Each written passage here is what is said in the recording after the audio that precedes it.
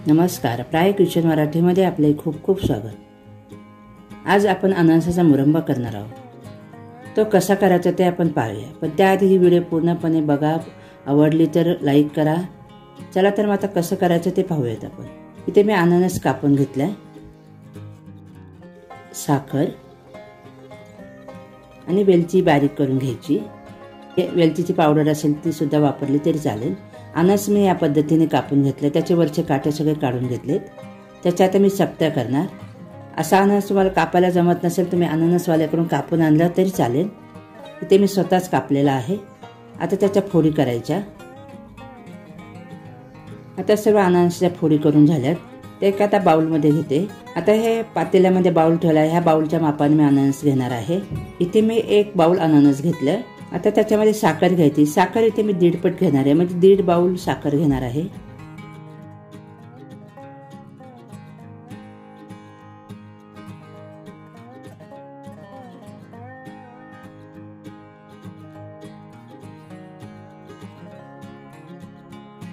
आता आपला अननस आणि साखर घेऊन झाले, ते आता मिक्स करूयात। व्यवस्थित हलवून घेतलं म्हणजे साखर अननसाच्या पाण्यामध्ये ते पातळ होऊन जाईल। आता आपला अननस हलवून झाले, ते आता झाकण ठेवून बाजूला ठेवायचं। साधारण 2-3 तास ठेवायचं। आता बघू शकता आपलं व्यवस्थित हे तयार झाले। अननस आणि साखर मिक्स झाले अशी। आता त्या एका गरम भांड्यामध्ये आपण घेऊया आणि गॅसवरती ते सतत हलवत राहायचं।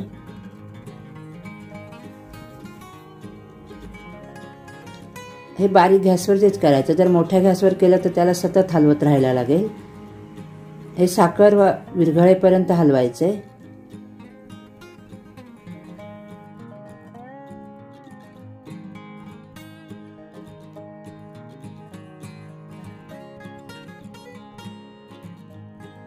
आता आपली साखर पूर्णपणे विरघळली आहे। आता आपल्याला इथे एक तारी पाकच करायचा आहे, जास्त घट्ट नाही करायचा।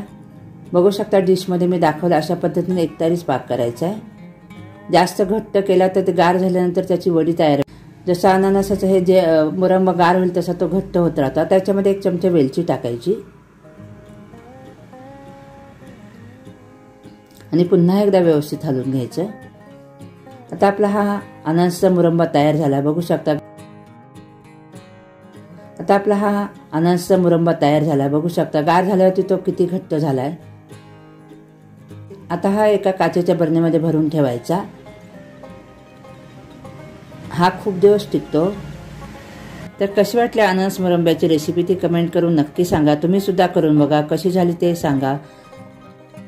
व्हिडिओ आवडली असेल तर व्हिडिओला लाईक करा, कमेंट करा, मित्रमैत्रिणींना शेअर करा आणि प्रायो किचन मराठी या YouTube चॅनलला सबस्क्राईब केलं नसेल तर सबस्क्राईब करा। धन्यवाद।